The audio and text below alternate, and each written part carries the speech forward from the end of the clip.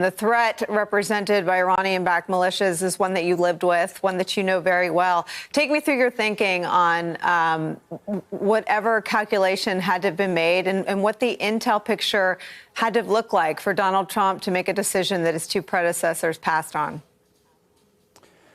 Thanks, Nicole. I mean, if you go back to the 2007-2008 timeframe, that was the height of the surge. We had 160,000 troops in Iraq.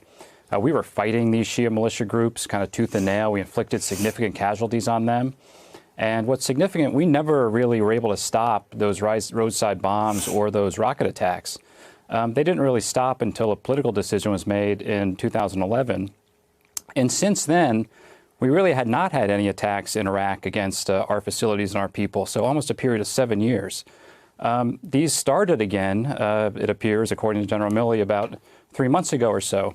Now, the first thing I used to do in the morning when I would go into work and read my intelligence was the threat assessment and whether there was any indication that Soleimani was reconsidering his prohibition of attacks against us. And if there was, we would act immediately. Clearly, he made a decision about 4 months ago or so to green light attacks against us in Iraq. That was a serious miscalculation on his part. But that was part of this kind of this action-reaction cycle we've been in really since May of last year. So we pulled out of the JCPOA in May of 2018. A year goes by, nothing really happens. And then Iran made a strategic decision from Tehran to begin a number of provocative acts. So targeting a couple tankers in the Gulf, the very serious attack on the Aramco facilities in Saudi Arabia, which we then put in more force into the region. So we've been on this escalatory cycle, and that shows a policy that may not have been fully gamed out. And I think the Trump administration hopes that by this decapitation strike, we have achieved now what we call escalation dominance, and that the Iranians are no longer really going to test us. But I think they will test us. I mean, it's clear that they will react to this in some way, probably won't be immediate. But even if these imminent attacks were planned, it's just odd, because if that was the case, that means there are cells in Iraq that were ready to attack us throughout the country, apparently. Soleimani wasn't going to carry out those attacks himself. I assume those cells are still in place. So it's a very volatile situation. The Iranians will react, and then the onus will be back upon the United States for what we do. So this escalatory ladder, it can keep going higher. You piqued my ears went up when you said it's odd. What's odd about it? Because a former senior intelligence official said to me, this is not the kind of snake where you cut off the head and the snake dies. Is what's odd to you the fact that an imminent attack would be carried out whether Soleimani is alive or dead? Is that your point? The capabilities are there. They've been there for a long time. Groups like Kataib Hezbollah, again, have not attacked us really since 2011. They started launching rockets again in October of last year in a series of about a dozen of attacks. They're still there. They still have the same capabilities. They still have the same weaponry. So removing Soleimani does not necessarily remove that threat at all. In fact, it could make those groups act with even less discipline. So our people are still at serious risk. We asked all Americans to leave Iraq today. We're sending the 82nd Airborne, a whole brigade into the Middle East. That shows the internal intelligence in terms of blinking red lights. Just on the strategic point, just one final point, Nicole. It's always been Soleimani's strategic aim. Why have these attacks happened over the last decade or so? It's been a strategic aim to get us out of the Middle East. He wants to see us leave Syria. He wants to see us leave Iraq. We're in Iraq with a coalition of almost 20 countries that are with us there, mainly for the campaign against ISIS. Soleimani wants us to leave. And the Iraqi parliament now, as early as tomorrow, are organizing to vote, perhaps to ask us to leave the country. I think if we leave Iraq after this, that would just be a real disastrous outcome. That would give Soleimani what he wanted. It would give free rein to the Iranians, even more than they have now. And then ISIS would fill the vacuum as well. So we'd kind of be right back to where we are. So I hope the administration is thinking about reinforcing our position and making clear that we have no intention to leave Iraq and doing a lot of very active, quiet diplomacy with the Iraqis to try to buy us some time.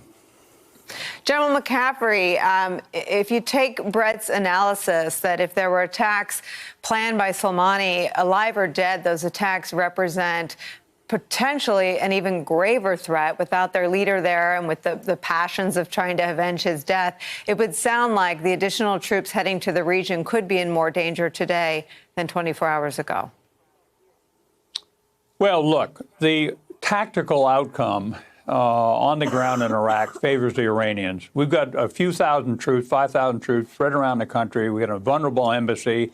There is no Iraqi government to deal with. And so the generals and the police and Iraqi army are trying to figure out what they should do. There's 165,000 of them. So we're a drop in the bucket. The Iranians have the upper hand to escalate this on the ground in the Middle East. Our advantage is strategic air and naval power. If they miscalculate now and go after successfully a bunch of Americans, abductions, kidnapping, murder, bombings, then I would anticipate we would run an air campaign against Iran. It would be devastating to them. They shouldn't want that to happen. And there's no support among the American people for that kind of an enhancement. So I think poor Mr. Trump, I applaud taking out Soleimani. Congratulations to the intelligence and JSOC people that carried it out. If it had been a covert action, maybe you could have said, okay, it's worth it as a signal to the Iranians, we're getting sick of this. But when Trump personally wanted to take credit for it, then he put down a marker where there's bound to be serious trouble in the coming weeks.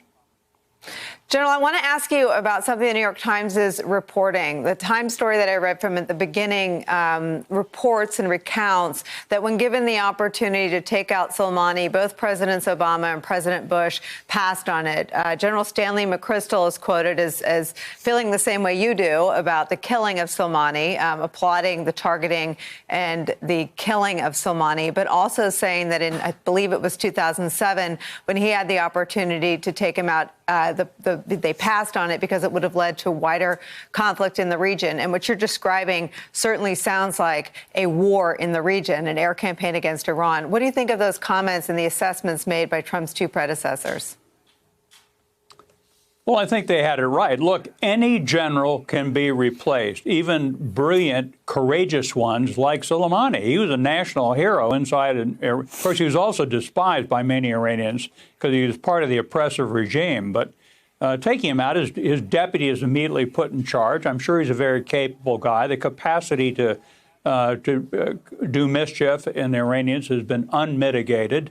So, you know, Stonewall Jackson got killed. It didn't end the Civil War. Patton gets relieved in Sicily. It didn't stop the invasion of Normandy. So, you know, taking out a general as a signal might be a good thing to do. But in this case, it was clearly an impulsive, ill thought out, no strategy behind it. Probably no good's going to come of it in the longer run. So what we've seen since this administration, there's no longer a National Security Council where, you know, the elements of American power sit down to consider options and analyze them and make a decision and communicate and get our allies aboard. And holy crow, this thing is really amateur hour, and no good will come of it.